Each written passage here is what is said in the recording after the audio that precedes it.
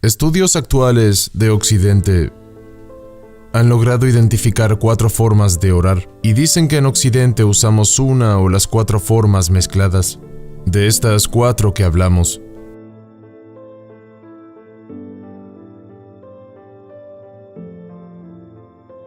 la primera es una oración informal, se la conoce como plegaria coloquial. Un amigo mío que vivía en la bahía de San Francisco solía orar de esta forma después del trabajo.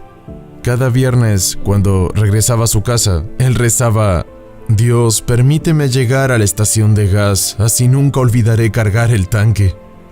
Y eso es una plegaria informal. La segunda manera de orar es la plegaria de petición, en la cual nosotros elevamos una petición a los ángeles o al mismo Dios. Querido Dios, clamo a ti por la sanación propia y de mi prójimo en toda manifestación pasada, presente y futura. Ese es el mejor ejemplo de una oración de petición. La tercera forma es la oración ritualista. El mejor ejemplo es la oración que realizas antes de acostarte a dormir. La cuarta oración es aquella en la que no pronuncias ni una sola palabra. Es puramente meditativa, a la que estamos sensibles a una presencia en silencio.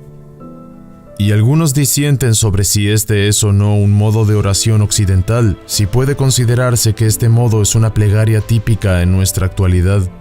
Y si bien estos 4 métodos definen muy bien la forma en la que oramos, debes saber que siempre ha existido otro método, el cual no está descrito en estas modalidades. Esto es precisamente lo que un abad en el Tíbet nos describía. Él hablaba sobre una forma de orar desde el sentir, que consiste en sentir el sentimiento, como si nuestra oración fuera respondida. Y en ese sentimiento le hablamos a las fuerzas creadoras, permitiéndole al mundo respondernos, permitiéndole a la divina providencia, a la mente divina respondernos de acuerdo al sentimiento en nuestros corazones. Entonces, en este tipo de oración, a diferencia del ruego donde nos sentimos impotentes frente a una situación determinada, esta forma nos invita a sentir el resultado de esa oración como si estuviésemos siendo partícipes de esa paz. Como sugería John Wheeler, si sentimos paz en nuestro mundo o en la sanación de nuestros seres queridos, estamos viendo el reflejo de ese campo como un espejo, en una manera que trae cambios en nuestra vida, en nuestro mundo. Eso es lo que el abad nos dijo precisamente en un monasterio en el Tíbet. Fue en principios de los 90 que tuve oportunidad de ver este modo de orar, la oración del sentir, en una situación real, y por eso quisiera compartirles una historia. Lo que yo creo que es la mejor manera de describir un concepto nebuloso, como puede llegar a ser el sentimiento en nuestras propias vidas. Durante los 90s en el desierto al sudoeste de Estados Unidos, hubo una terrible sequía, de las peores que se recuerde, y un nativo americano amigo mío me invitó para que lo acompañase a cierto lugar en los altos desiertos del norte de Nuevo México. La idea era compartir una plegaria por la lluvia. No hubo necesidad de preguntarme 2 veces, le dije que me encantaría participar y ver de qué se trataba.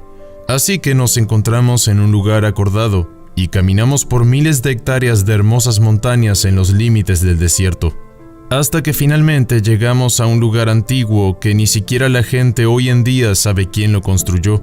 Era básicamente un círculo de piedras, y cada piedra parecía estar ubicada allí desde que fue puesta por primera vez.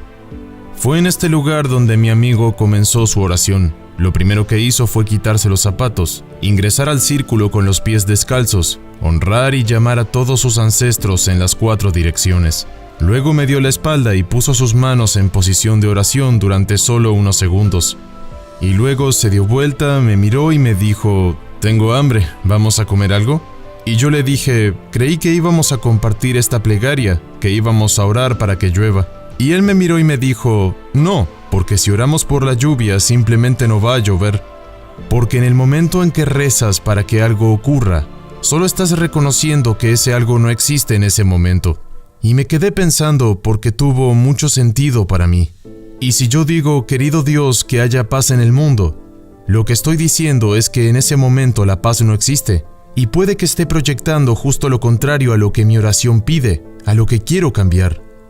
Y lo mismo pasa con las oraciones de sanación para mi cuerpo o el de mis seres queridos. Así que le pregunté a mi amigo, si no oraste por la lluvia, ¿qué fue lo que hiciste? ¿Qué ocurrió cuando cerraste los ojos?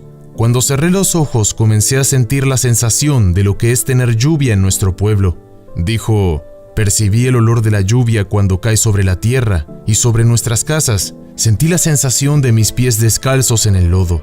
Y hay mucho lodo porque está lloviendo a cántaros, y de esa manera abro la puerta a la posibilidad de traer lluvia a nuestro mundo. Pensé mucho sobre esa forma de oración, pero luego esa misma tarde algo increíble ocurrió.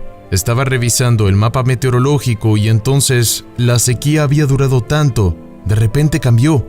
Vimos que los sistemas de alta presión se movían a través del estado de Utah, y luego los vimos bajar desde el estado de Colorado hacia el norte de Nuevo México. Hizo una nueva vuelta en U para volver a subir, y tuvimos lluvia esa noche. Y continuó por varios días. Llovía a cántaros, por lo que llamé a mi amigo y le dije, hay muchísima lluvia, los valles y los ríos se inundan, las carreteras se inundan también. ¿Qué es lo que ha ocurrido? Se quedó en silencio y luego contestó, esa, mi amigo, es la parte de la oración que aún no logro entender cómo funciona. Así que pues no tengo manera de validar científicamente que la oración de mi amigo tuvo algo que ver con esa lluvia. Pero la correlación es increíblemente alta, y vemos esta correlación tantas veces que no sabemos que hay un efecto.